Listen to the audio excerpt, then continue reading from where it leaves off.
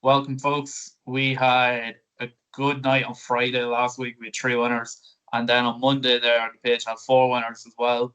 So it's been top form recently, and hope we can carry it on today.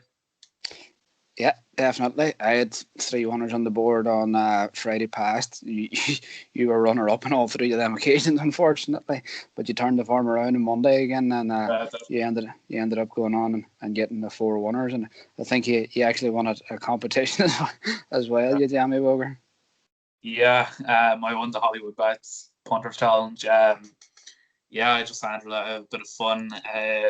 All proceeds will go to charity. If you do want to get involved in that, you can play for cash to get your own balance up on your own betting account, or you can, of course, donate to charity if you wish. If you're playing Dean this week, I think we're going to play for charity, are we? Might as well. We well, anything we like doing our charity bets from time to time, like so. May as well. We'll give it a go. Yeah, anything we can do to help. It's the Irish Horse Welfare Trust as well that's getting all proceeds, so it's obviously a very good cause. Like, yeah, keep it on and the theme. We're backing horses, so I may try and support them in some way, shape, or form. Yeah. If you do want to play for cash, make sure to check out the terms and conditions. Obviously, you have to sign up and make an account. It is all for a bit of fun, of course, but do be sure to gamble responsibly if you're having a bet. And again, we are doing it for charity. We're not doing it for our own benefit. We're just doing it for a bit of fun and see what can happen. Yeah, we'll leave a link to that punter challenge in the description below. Be sure to check it out. And today, Dean, we are joined by Alan Marron again. And Alan had a good Monday as well. I think he had three winners. Yeah, you two lads definitely put me to shame on Monday now. You're the real king of Dundalk, but yeah, that crown hopefully be taken away from you tomorrow night. Hopefully it might be taken away from you tomorrow night. There'll be a new king crown tomorrow. Oh, more than likely. Definitely. We are now joined by Alan Marron. Right, how's things, Alan? Not too bad, Ryan. Good to have you back on. Thanks, Ryan. We'll get straight into the first race of the night, 4 o'clock, 5 furlong handicap. What are you fancying here, Alan? We'll start with you. Hod's girl for me, Ryan. She was drawn 13 the last day. It was very impressive. She got up to beat Pillow by a length. I watched that race back on a couple of occasions. When the gap opened down the straight, she quickened through it very, very nicely. Since her maiden win, she's gone up 20 pounds in the weights. She's improving all the time. She beat Woodrow on that occasion. He's franked the form. She looks to be improving. She's getting plenty of weight, and I think she'll take a lot of beating him. Yeah, Dean, yourself? Yeah, I would definitely agree, Alan, that has got a big chance.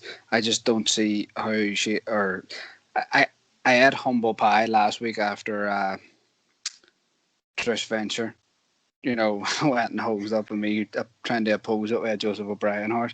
But I just think, and just bringing it up here to double check, but Hodge Girls rated something like 20 pounds below Trish Venture. Now I know Trish Venture is giving her what 5 pounds, and they're rated 20 pounds or 19 pounds inferior. I think Trish Venture going to follow up and make a hat trick here. 4-1 there, great price. I still think Trish Venture has plenty more to give. Ben Cohen's on board. 5 furlong, same trip as last win. Won fairly comfortably, in fairness, last time.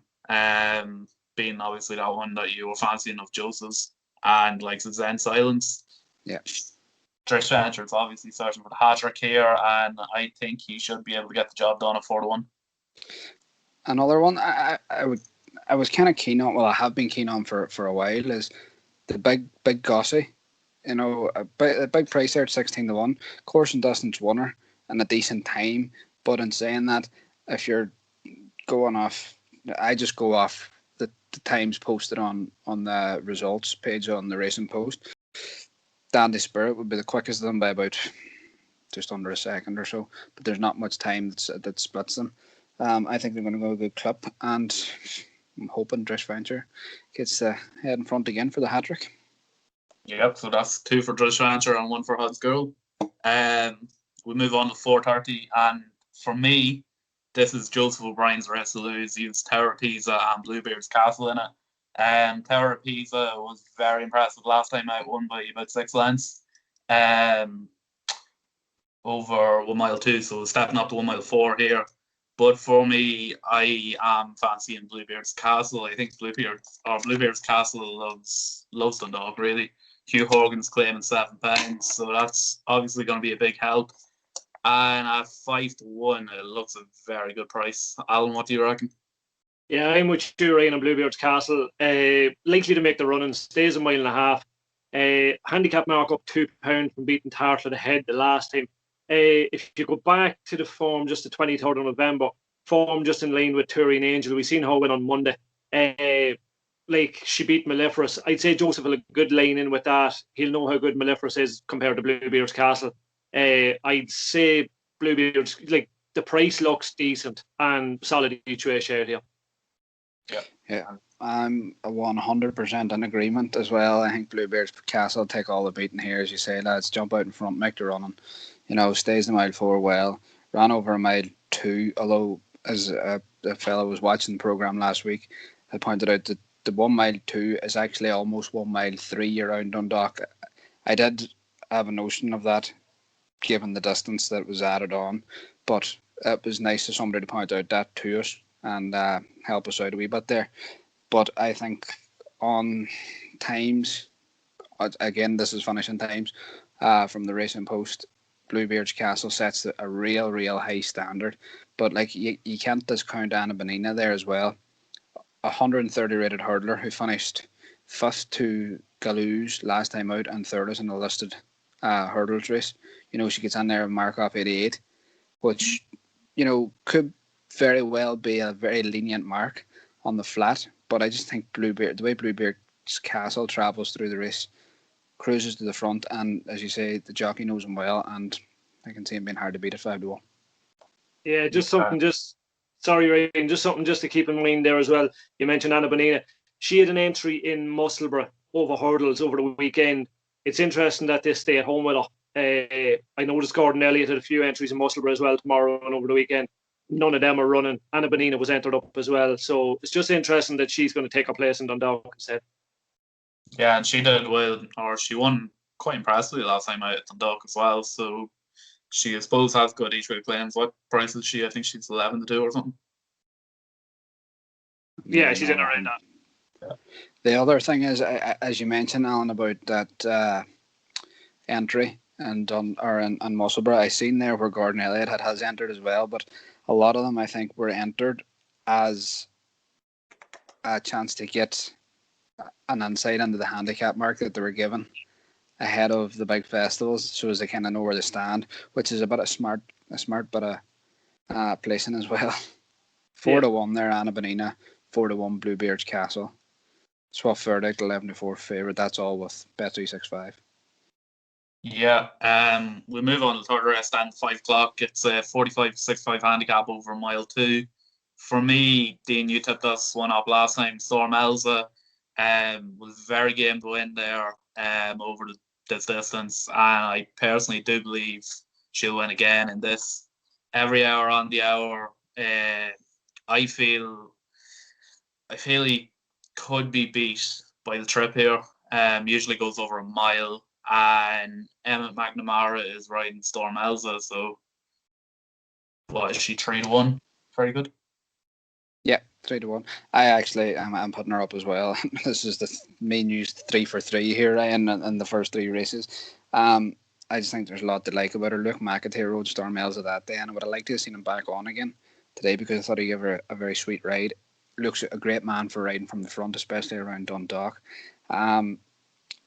She won at a mile 2 and then was up to mile 4. Didn't see out to mile 4. Dropped back and trip. Always looked like it was going to be the winner, and I think it was about 6 or 8-1.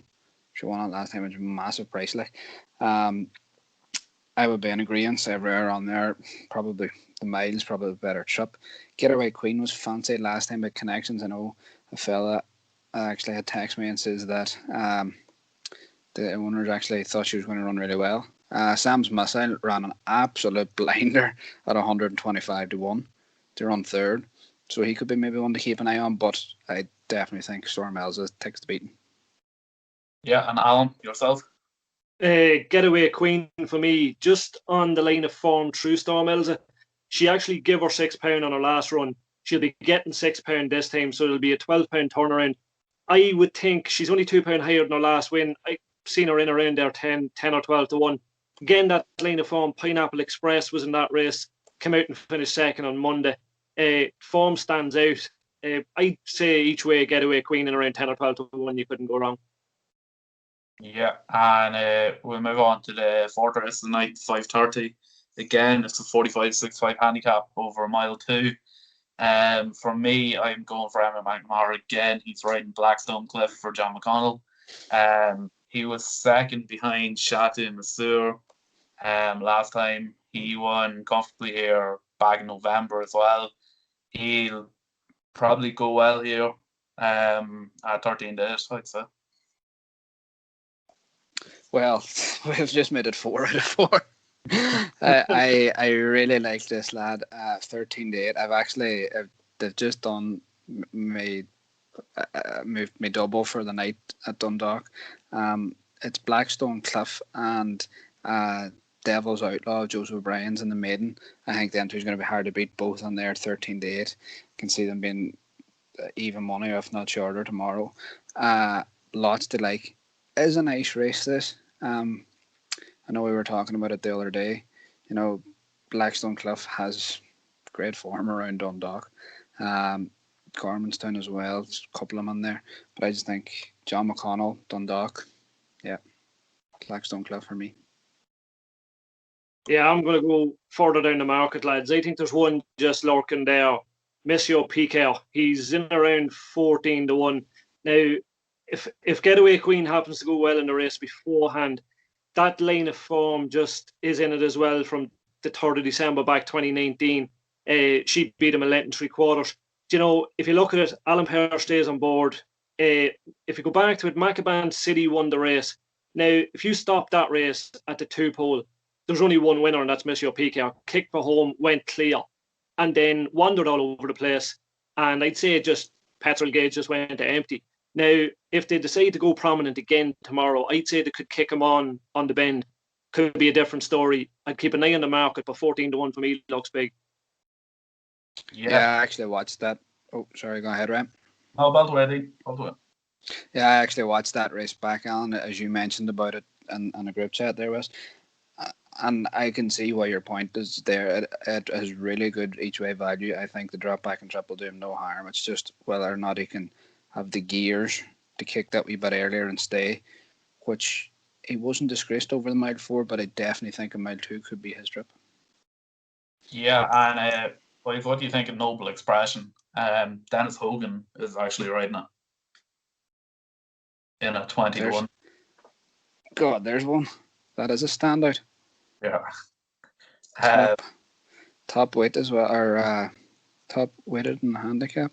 Yeah, you don't see Dennis Hogan too much. Keep an eye on the market.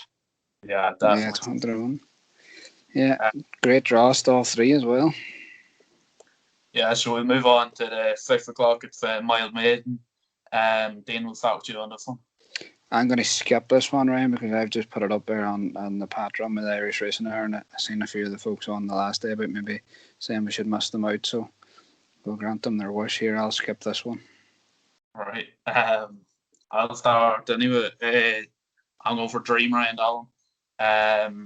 I tipped it last time and ran it 3rd behind Illusory and Scott Lang.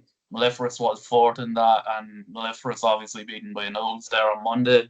I think form's good there. Sam Ewing's claiming £7. That is going to be a big help, I'd say. Steps down to a mile, should go very well at 9-4. Yeah, I'm in total agreement, Ryan. I actually seen a wee bit bigger than 9-4. I was looking and seeing 130 in places. For me, like that form again behind Illusory looks really good. Dropping back to a mile. Was second at Sutherland Kempton when trained by Andrew Baldwin in the UK. Like, if it gets anywhere close to that form, this maiden looks poor to me. And tongue strap on first time, I think it'll take an awful lot of beat. Yep, for sure. The 6:30, I am going for Star Harbour in this. It's ridden by Gavin Ryan, trained by Aidan Guinness. I've tipped this up both times it's ran now. I came fifth and fourth. Ran into problems both times. And hopefully now the step up and trip will for iron them problems out and won't go into them. Owned by Phoenix Thoroughbreds, obviously. They're quite controversial over in England anyway. Yeah, look, I firmly believe Star Harbour is going to be a very, very good horse. And 7-2 looks nice. Yeah, as I said there, we wanted to go with Devil's Outlaw. I think Joseph's going to be really hard to beat. It was 13 days, clipped on the 6-5 there now. Second last time out to visualization of Joseph's just beat a nose. It was serious unlucky. It was a great fight to the finish. And I think same form here rocks up. I see Rocky Sky on there, ran a great race. Has since been bought and moved to Ross O'Sullivan. Had ran at a big price last time. But I think Devil's Outlaw should take a fair bit of whacking in this. Yeah, I'm in agreement with Ryan now on Star Harbour. The only slight negative I have with this is maybe the draw in 13. But then when I looked and seen Dean, your selection there since drawing in stall 10, so it could be the case of one track and maybe it could be Star Harbour track and Devil's Outlaw. I was always of the opinion Star Harbour, being by Sea the Stars, would probably benefit from a mile plus.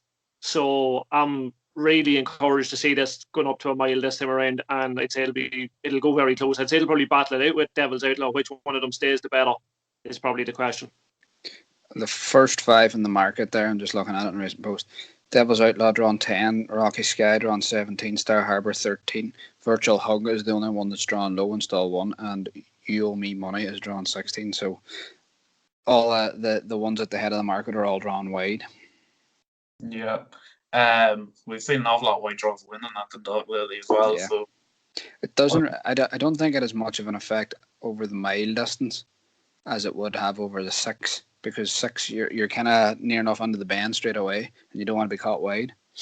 Yeah, the boys were kind of saying to me the other day, just with the mentioning on the wide draw, if you are going out wide, you can probably get over quicker. So you're using up that wee bit more energy. But I'd say if you're drawing high and you're on a better horse, I'd say it'd probably suit a lot of them. Yeah, 100%. We'll move on to the 7 o'clock. It's a mile handicap. I'm going for Could Be Good in this again. Has been superb all season, really, coming for second, third. Finished second last time out behind Dark Magic. Siobhan Rutledge is obviously claiming £7 here. Was put up £3 from that second place. And I reckon Could Be Good will be very hard beat here at 2-1. No surprise, I'm on the exact same one. As you say, ultra consistent. Out of her last 6 runs, she hasn't been out of the top 3. Now Siobhan Rutledge gave this horse a couple of super rides. Like, she was reared up in the gates and tailed off 3 or 4 lengths and got up to 1. Hasn't been beat by much lately, and I think it's going to keep improving. 2-1 there, I see. Good price. I think, yeah, be good. Yeah, you put up an improver and Could Be Good. I'm going for a bit of an old stager and Catty Man. I followed this horse off nearly 3 cliffs at this stage, but I'm going to give him one more chance to prove me. Like, the way, just looking at it, Adam Farrer, who's going to claim 7, he's rated 69, brings him down to 62. This horse on a couple of runs in recent years, he was running in the marks of 87, 88. Like, cheek pieces back on, he's drawn 1. I think it's a case of just popping him out, sit in, track the pace, see what he has. Like, one of these nights he's going to pop up. It'll probably be the night that I'm not on him, but we'll put him up here and see how he goes. Yeah, I put him up last time as well, and I was seriously disappointed. It was such a bad run, but as you say, hopefully it can give you one last show. Yeah, I think, Alan, you said you followed up for the last time, about the last 3 races. Yeah. This will be the last chance. Yeah, we'll quickly move on to the last race anyway. For me, I'm going with Harry's Bar here. I reckon he will get the hat trick of wins. I think he'll do it, but he's definitely got stiff opposition in Speaking Colours. There's no question about that. Group 2 winner. I would like to think Harry's Bar has the all weather experience. Obviously, Speaking Colours never ran the all weather. And he has beat a Group 2 winner before in Dubai. So, at 11-10, I think he can put it up Speaking Colours. But I do think it'll be a very, very tough race between the two. Go on ahead. Yeah. It's a 2-horse race and a 4-horse race, if that makes sense. There's only 4 declared for it. It's probably got forecast route all over it, whatever way you want to do it. Reverse forecast probably. It's them two's going to pull well clear. Speaking Colour, given the ratings, should win it. Harry's Bar's been in good form. I can see both of the, well, I know a couple of the Ado McGuinness horses are already out in Dubai, but you'd imagine that Speaking Colours might be going for a run. Maybe not, but I just got a forecast all over it, or it's just a watching race for me. Like, it's not, I couldn't pin my collar to any one of the two of them. Yeah, and Alan, yourself? Yeah, Speaking Colours for me, I actually priced this up the other day myself when I seen the race. I had it 1-2 Speaking Colours, 6-4 Harry's Bar. Now I'm surprised it's kind of the other way when Speaking Colours is slightly higher rated. I know he may need the run. It could be a prep run for Maidan. Like, he was last seen in the Group 1 sprint on Champions Day at Ascot. Like, he's a winner in the Greenlands, which is a Group 2. He won the Ballychorus, which is a Group 3. He has plenty of class. Now, just depends, as we've already said, whether he's going there for the run or whether he'll need it. If he doesn't need it, he brings his A game. Like, he looks the one to beat. And for me, if you're getting odds against, I'd be happy to play. Yep, for sure. I suppose that's the end of it, really. I think we've all kind of went for similar ones in most of them races now. Not too much of different selections. But yeah, that's another week Dundalk done. Cheers, Alan, for joining us, and Dean, as usual. No bother, lads. Thanks. If we were to give the fans a Trixie or a treble, what would we be, Ryan? What would yours be? That's all me, didn't you? Giving you the choice now of the whole lot. I'd probably start with Dream Round in the 6 o'clock. Alan? Yeah, I'll go Hod's Girl in the 4 o'clock. I think she'll improve past Trish Venture. I know we use a very sweet Trish Venture, but I think she's going to take a lot of beating in that race. And I'll put up a one at a decent price as well. I'll go Could Be Good at 2-1. Should make a nice wee Trixie of that. Yep, for sure. That wraps up another video. Cheers, boys. Thanks. No bother, thanks.